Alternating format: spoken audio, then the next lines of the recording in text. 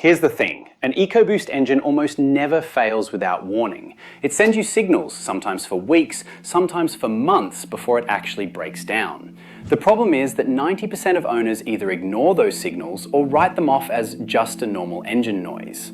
In this video, we're going through 5 concrete signs that your EcoBoost, whether it's the 2.7 litre or the 3.5 litre, is heading toward a serious failure.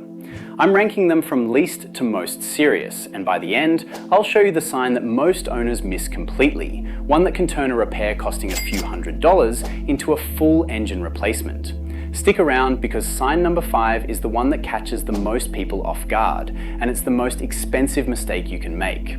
Sign number 1, power loss and rough idle. The first sign is subtle, which is exactly why people miss it.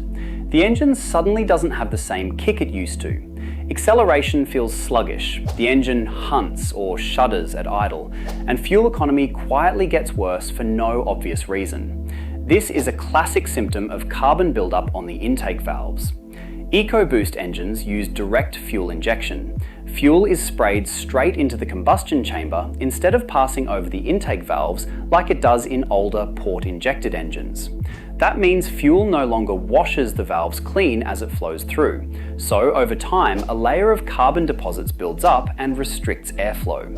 This issue is more pronounced on first-generation engines, 2011 to 2014, while Ford added supplemental port fuel injection on the second-generation 3.5 litre EcoBoost specifically to reduce this buildup. If you're driving an older model and notice the engine stumbling under acceleration, or the check engine light occasionally comes on with codes P0300 through P0306, those are misfire codes, and you're likely looking at carbon buildup, possibly combined with worn spark plugs. The good news, this is fixable with an intake cleaning, and prevention is simple. Use quality fuel, and if you want to be extra cautious, install a catch can kit to trap oil vapor before it reaches the intake. Sign number 2, the engine stumbles when driving in rain or humid weather. This sign sounds almost too specific to be real, but it isn't. You're driving on the highway in wet or foggy weather, cruising at higher RPMs for an extended stretch, and suddenly the engine stumbles, briefly loses power, almost like it hiccups. This is a well-known issue on 3.5 litre EcoBoost engines, particularly 2011 to 2012 models, and it's related to the intercooler, the component that cools the air before it enters the engine. In high humidity conditions, condensation collects at the bottom of the intercooler. When the engine hits a certain RPM under heavy load, that pooled water gets suddenly pulled into the engine and causes a temporary misfire. Ford's official fix was simple, relocating the air deflector from the top of the intercooler to the bottom, so condensation evaporates faster instead of pooling. If you own an older 3.5 litre EcoBoost and notice this happening consistently in wet weather, but not in dry conditions, it's almost certainly not a serious mechanical problem.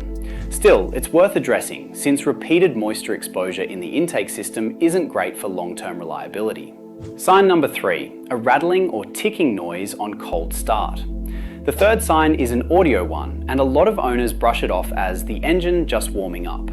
It's a loud ticking, tapping, or rattling sound that lasts 2 to 5 seconds right after a cold start, then disappears once the engine warms up. This is a classic symptom of worn VCT phases, the components that control camshaft timing. Ford actually documented this in its own technical service bulletin, TSB 23-2143, for 3.5 litre EcoBoost engines. When the phases wear out, oil pressure doesn't build up fast enough to lubricate them immediately after startup, which causes that characteristic rattle until oil pressure catches up. Here's the key distinction. A brief rattle lasting a couple of seconds that then goes away means the phases are wearing out but still functioning.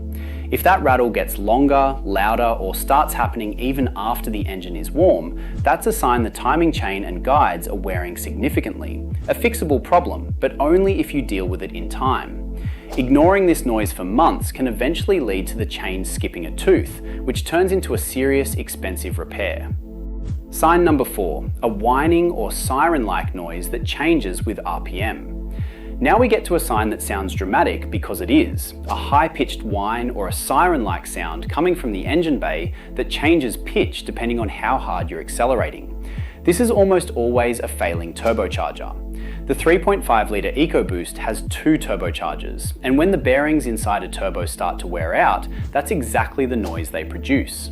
Along with the noise, you'll often notice a real loss of power. The engine feels sluggish, especially under acceleration or when climbing hills. This frequently triggers the check engine light with code P0299, which indicates underboost, meaning the turbo isn't generating enough boost pressure. Here's what matters. A failing turbo is not something you want to put off. If the turbo seals have failed, the engine starts burning oil through the turbo, which means you risk running low on the oil needed to lubricate the rest of the engine, and that leads straight to catastrophic engine damage. If you notice bluish smoke from the exhaust along with the whine, that confirms the turbo is leaking oil, and honestly, your truck is on borrowed time.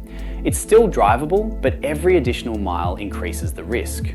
Sign number 5. Orange or yellowish fluid and chocolate milk on the oil dipstick. And now we arrive at the sign that is honestly the most dangerous of all, and the one most owners completely miss until it's too late. On the 3.5 litre EcoBoost, the water pump isn't mounted externally like it is on most engines. It's located inside the engine, behind the front timing cover. It's a design choice that saves space, but it comes with a serious downside. When the pump seal starts to fail, coolant doesn't leak outside where you'd notice it right away. It leaks directly into the engine oil. Ford built in a weep hole on the side of the engine block specifically to give drivers an early warning. If you see orange or yellowish fluid dripping from that weep hole, consider it your last wake-up call. But if you miss that early sign, the next symptom is far worse.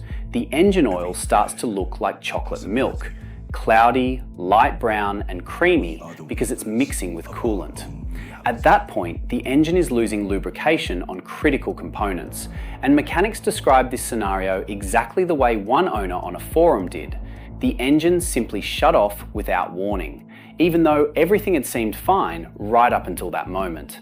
If you catch it early through that weep hole leak, the repair typically runs around $2,000, since it requires removing the front timing cover. But if you miss that signal too, and coolant keeps getting mixed into the oil, you're looking at a full engine replacement, a bill several times higher. So here's my advice. Check your oil dipstick regularly, and don't just check the level, check the color and texture too. If you ever see that milky, creamy appearance or catch a sweet smell coming from the engine bay, stop driving, don't put more miles on it, and get it checked that same day. If your F-150 has shown any of these signs, let me know in the comments which one. I'd love to hear about your experience.